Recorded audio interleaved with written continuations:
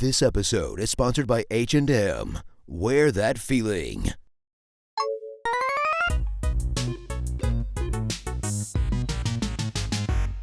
In a world where video games have almost breached reality and technology has given way to innovation surpassing our imagination, experience Nintendo's bid for a new level of immersion by reminding you that motion controls still exist.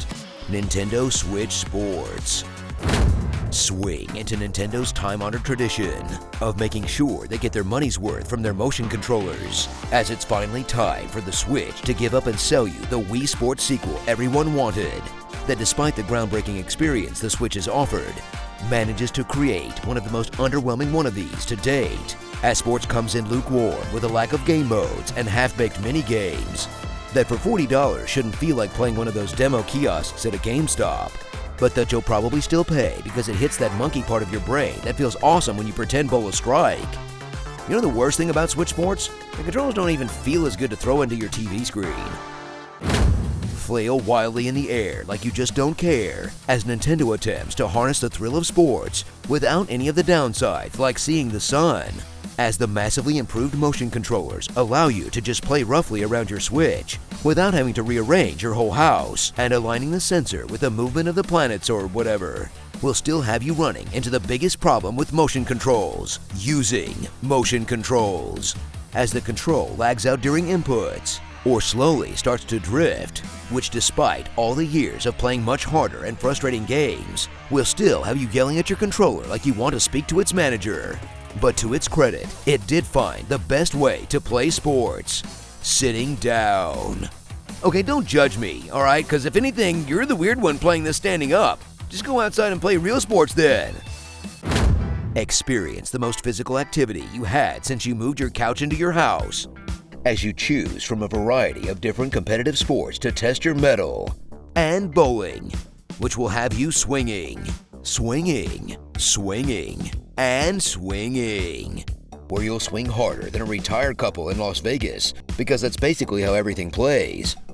All of which feels like a lot of movement was taken out from a game that didn't have much going for it to begin with. But to be fair, everyone who bought this knew exactly what they were in for: shoulder strain. Remember, the last time you played Wii Sports, you were probably living with your parents. I mean, you're probably still living with your parents now, but with the dry joints of a millennial. Discover the real draw of Nintendo Sports, playing against people across the globe, as you compete with the world's greatest virtual athletes in simple games that will still have you sweating like you just went 30 rounds with Radon, just to get beaten by the freakishly good Japanese people that are still awake at 3 a.m.